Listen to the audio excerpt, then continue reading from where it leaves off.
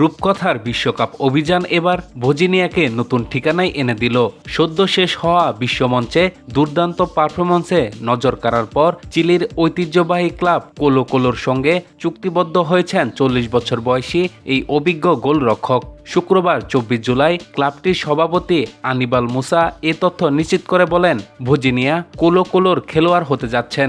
আগামী কয়েকদিনের মধ্যে তিনি চিলিতে আসবেন এবং স্বাস্থ্য পরীক্ষা শেষে তাকে পরিচয় করিয়ে দেওয়া হবে। সংবাদ সংস্থা রয়টার্স জানিয়েছে, ফ্রি এজেন্ট হিসেবে থাকা ভজিনিয়া শিগগিরই চিলিতে যাবেন। সেখানে ডাক্তারি পরীক্ষা সম্পন্ন করবেন তিনি। এরপর উস্তাদিও মনোমন্তালে তাকে আনুষ্ঠানিকভাবে পরিচয় করে দেওয়া হবে। স্থানীয় সংবাদ মাধ্যমের তথ্য অনুযায়ী কোলো কোলোর সঙ্গে 18 মাসের চুক্তি করেছেন ভজিনহা। আসল নাম জুসিমার দিয়াস হলেও ফুটবল বিশ্বে তিনি পরিচিত ভজিনিয়া নামেই। আফ্রিকার পশ্চিম উপকূলের ছোট্ট দ্বীপরাষ্ট্র কেপ ভার্দেকে শেষ 32-এ নেওয়ার পথে গোলপোস্টের নিচে দুর্দান্ত ছিলেন তিনি।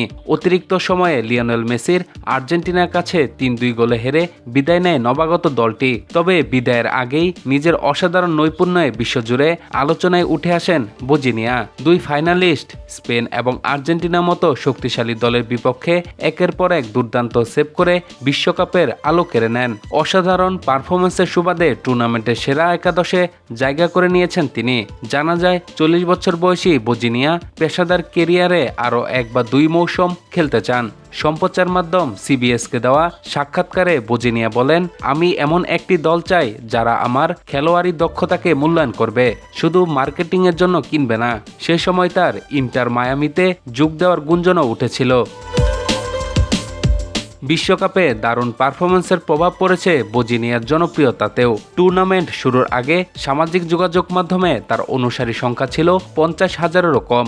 বিশ্বকাপ শেষে সেই সংখ্যা বেড়ে দাঁড়িয়েছে প্রায় 2,90,00,000-এ।